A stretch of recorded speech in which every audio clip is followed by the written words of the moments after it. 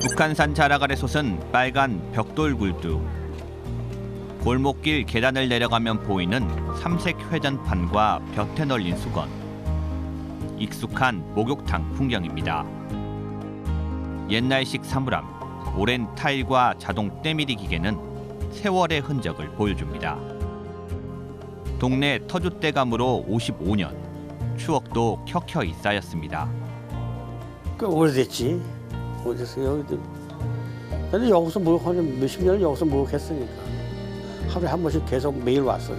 어렸을 때 다니던 목욕탕이라고 그러면서 인전 반갑게 또 하고 가는 사람도 있고 그래. 그 사람들이 지금 나이가 지금 뭐 한 55세에서 60은 뭐 됐지 그 사람들도.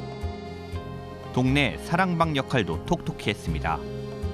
여기 오면 다 뭐 아는 사람들 다 보는 사람들 얼굴 보고 친한 사람 보고 이렇게 하는 거지. 여기 없어지면 상당히 뭐 불편하고 여기 그렇게 사랑방 같은 데서.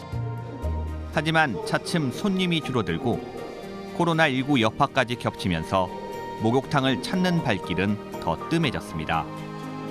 20살 뭐 이렇게 먹은 이런 사람들도 오지도 않아요. 애들은 뭐 더군다나 없고 뭐 한 애들이 안 온 지가 한 7, 8년, 한 10년 이렇게 돼가는 것 같아요 지금. 내가 여기 저기 다녔는데 네. 지금 4년 딱 한 번도 안 갔어. 네. 그래 이제는 이 조금 코로나가 이렇게 해지니까 이제 좀 한번 좀 가볼까 그런 생각을 며칠 전에 한번 하긴 했는데 아직까지 한 번도 안 갔어.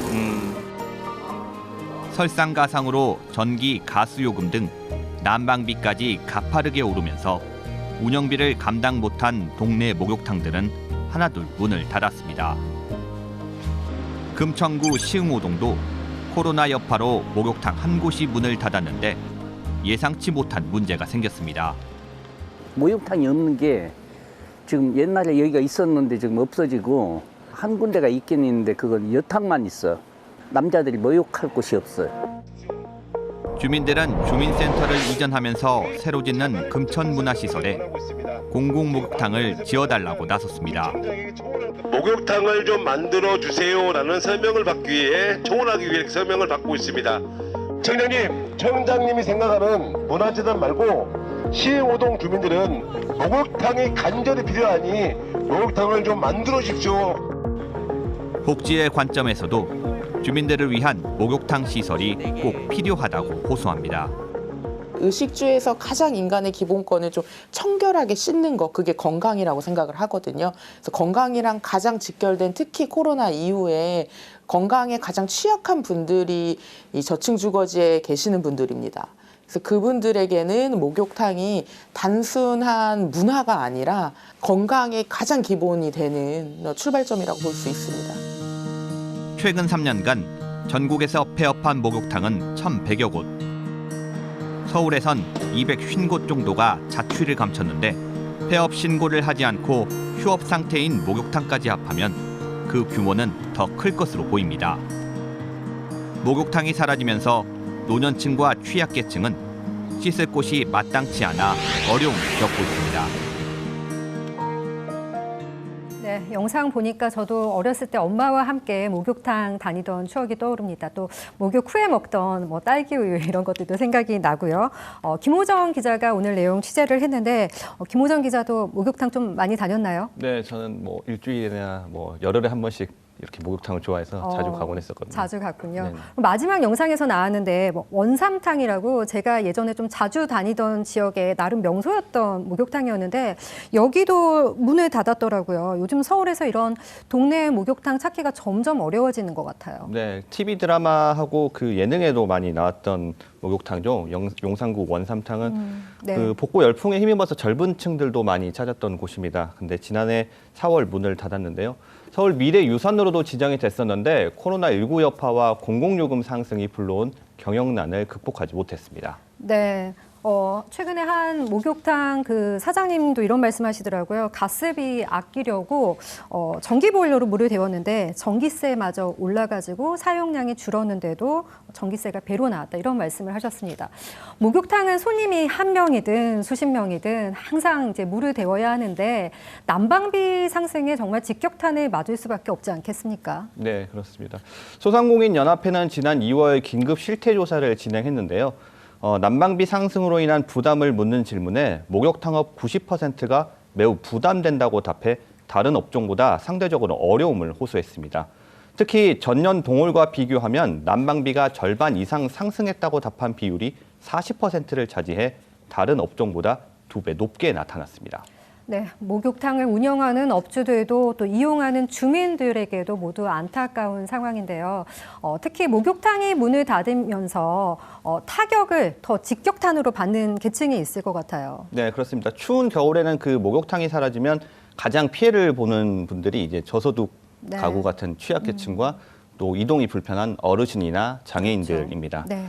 동네 목욕탕이 사라지면 버스를 타야 하거나 걸어가더라도 20에서 30분 이상 걸려서 목욕탕을 가기가 쉽지 않습니다.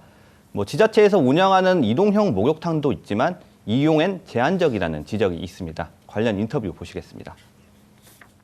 기본적으로 금천구 안에 지금 장애인분들을 위하거나 어르신분들을 위한 이동형 목욕을 하고 있습니다. 그분들을 따로 모시고 와서 그 트럭 같은 차량 안에서 목욕을 하게 하는데 시간도 오래 걸리고 목욕하실 수 있는 인원도 한정적이게 되고 또 그분들이 춥습니다. 그런 어려움들이 있는 것도 공공 목욕탕이 저는 해결할 수 있을 거라고 생각이 들고요.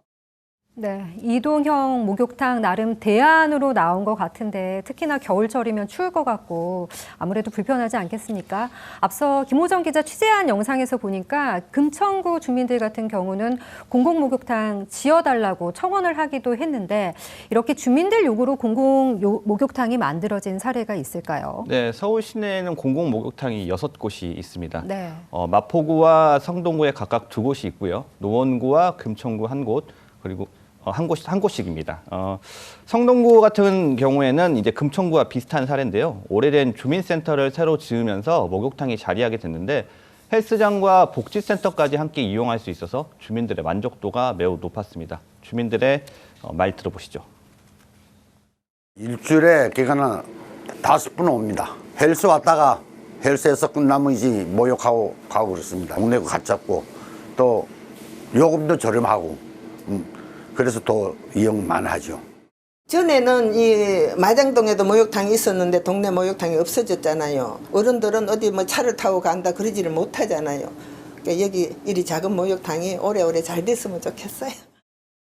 네, 일주일에 5번 목욕탕에 간다 한 어르신이 말씀을 해주셨는데 그만큼 만족도가 높은 것 같습니다. 목욕탕이 폐업하는 이유, 그런데 이제 운영비가 부담이 되기 때문일 텐데요. 하지만 목욕탕이 폐업을 하게 되면 아까 말씀하셨듯이 어르신들 또 취약계층 이렇게 생활에 큰 어려움을 겪게 되는 거고요. 취약계층에게 정말 가장 기본적인 씻을 권리, 복지 차원에서라도 공공이 나서서 좀 폐업 위기에 처해 있는 목욕탕을 운영하고 관리할 수 있는 이런 방안들이 없을까요? 실제로 그런 사례가 하나가 있는데요. 네. 그 노원구에 있는 행복 나눔 목욕탕입니다. 네. 그 서울시와 그 SH공사가 인수해서 지역 주민 등 주민과 그 취약계층들에게 네. 이게 제공한 건데요. 평일에만 120명, 주말에는 170명 정도가 오가며 이용 빈도가 높았습니다. 설명 들어보시겠습니다. 목욕탕 위치한 이 지역이 영구 임대 아파트 밀집 지역으로 저소득층하고 또 장애인 어르신분들이 많이 계시는데 기존에 그 목욕탕으로 사용하던 이곳이 그 적자로 폐업을 하게 되었는데 그거를 이제 노원구청에서 SH공사하고 무상 임대를 맺어 어르신들하고 저렴하게 이용하실 수 있도록 그렇게 운영을 하게 되었습니다. 네, 이 밖에도 그 취약계층이 많은 거주지를 중심으로 목욕탕을 지원하려는 움직임이 있는데요. 그 현장에 제가 다녀왔습니다. 이른 아침부터 동네 어르신들이 삼삼오오 모였습니다. 다닥다닥 붙어 앉아 이야기꽃을 피우고 있노라니 이내 문이 열립니다. 성인 6명이 들어가면 꽉 차는 작은 규모지만 비타민 목욕탕은 백사마을엔 없어서는 안 될 소중한 공간입니다.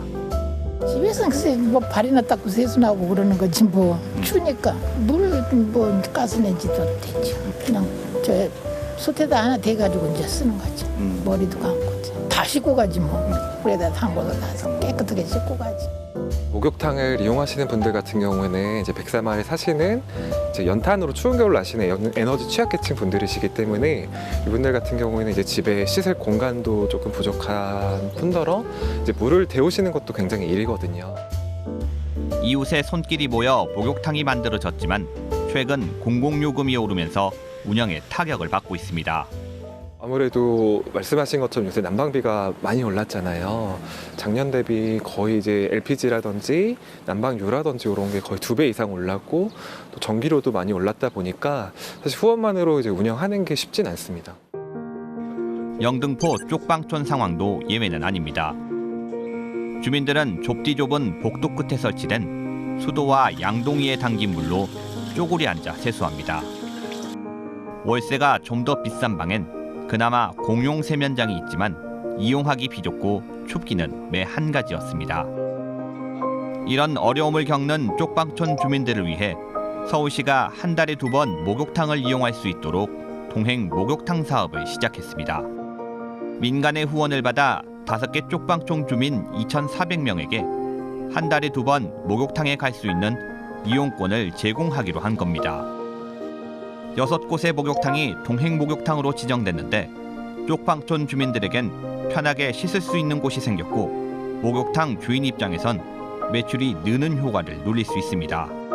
아무래도 쪽방이 이제 좁다 보니까 샤워 시설 등 이제 편의 시설이 부족하거든요. 그래서 상당히 이제 개인 위생이라든가 이제 질병이라든가 그 짖는 문제에 상당히 이제 노출돼 있는데 동행 목욕탕을 통해서 아무래도 그 부분이 많이 이제 해소가 될 것 같습니다. 동네 목욕탕과 취약계층 모두에게 도움이 될 것으로 기대되는데 서울시는 동행 목욕탕 수를 더 늘리는 것도 계획하고 있습니다. 네, 기존에 목욕탕 없는 곳에서 이제 씻고 이런 상황들 보니까 좀 안타까운데 목욕탕이 생겨서 훨씬 이렇게 편안하게 샤워하고 또 씻을 수 있을 것 같습니다. 영상 보니까 서울 백사마을에 민간의 후원으로 비타민 목욕탕이 생겼고요. 아담하지만요. 그리고 서울시는 시내 몇 곳의 목욕탕을 동행 목욕탕으로 지정해서 취약계층이 이용할 수 있도록 지원을 하고 있습니다. 동행 목욕탕 사업 아무래도 주민들 만족도가 좀 높을 것 같은데 어떻습니까, 실제? 네, 서울시와 한미약품 지원으로 3월 1일부터 이제 동행 목욕탕 서비스를 시작했는데 네. 14일 기준으로 293명이 이용했다고 합니다. 쪽방촌 주민들이 많이 거주하는 서울역의 경우 동행 목욕탕 쿠폰이 조금 늦게 지급이 돼서 전체 이용객 수는 앞으로 더 늘어날 것으로 보입니다. 네. 동행 목욕탕은 돈이동에 2곳, 남대문과 서울역에 1곳씩, 그리고 창신동 1곳, 영등포 1곳으로 모두 6곳입니다. 당초 서울시는 8곳을 목표로 한 만큼 향후 동행 목욕탕 수도 늘어날 것으로 예상되며 올해 시범 사업으로 진행한 이후에 확대 여부를 결정할 예정입니다. 네, 이 목욕탕 늘어나면은 좋아하시는 분들 꽤 계실 것 같습니다. 그리고 일부 지자체에서는 목욕 바우처 사업이라는 것도 시행을 하고 있는데 취약계층 어르신들에게 목욕 이용권을 이제 주는 건데 지금 그 서울시에서 하고 있는 동행 목욕탕과는 뭐 약간 좀 결이 다른 거죠? 네, 취약계층 어르신이 무료로 목욕탕을 이용하는 그 어르신 목욕탕 바우처 사업이라는 게 있는데요. 네. 경기도의 경우 안산시와 화성시, 광주시, 광명시에서 하고 있고 지방의 경우에는 부산 등에서 시행하고 있습니다. 바우처는 목욕 쿠폰이나 지역 화폐를 지급하는 방식으로 지급이 되는데 우선 지자체마다 별도로 예산이 마련돼 있지 않다 보니 유지하기가 쉽지가 않습니다. 또 장애인인 경우는 정부에서 지급하는 바우처 포인트로 이동 서비스나 목욕탕 이용 등을 할 수 있는데 목욕탕 이용 포인트가 별도로 책정돼 있지 않기 때문에 이동 서비스나 식사 보조 등 다른 용도로 포인트를 소진해버리면 목욕탕에 갈 수 없게 되는 겁니다. 아울러 금천구 사례처럼 인근에 목욕탕이 없으면 바우처를 받아도 쓸 곳이 없는 거죠. 전문가들은 어떤 지자체에서 하느냐에 따라 예산과 범위가 달라질 수 있기 때문에 정부 차원의 목욕 바우처 제도 수립이 필요하다고 조언하는데요. 전문가 이야기 들어보겠습니다.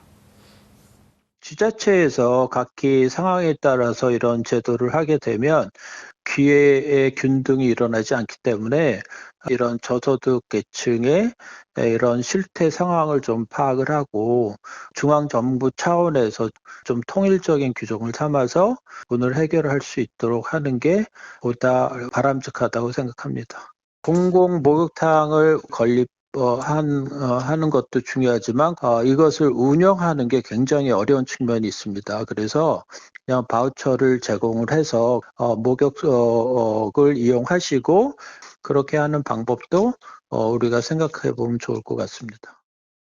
네, 교수님 말씀대로 기회 균등 차원에서라도 뭐 일부 지역이 아니라 많은 사람들이 똑같이 골고루 형평성 있게 이런 복지를 누릴 수 있으면 좋을 것 같다는 생각이 듭니다. 씻을 수 있게 해주는 것이 복지라는 것, 이전에는 미처 생각해보지 못했는데 이건 정말 기본적인 중요한 복지 가운데 하나인 것 같습니다.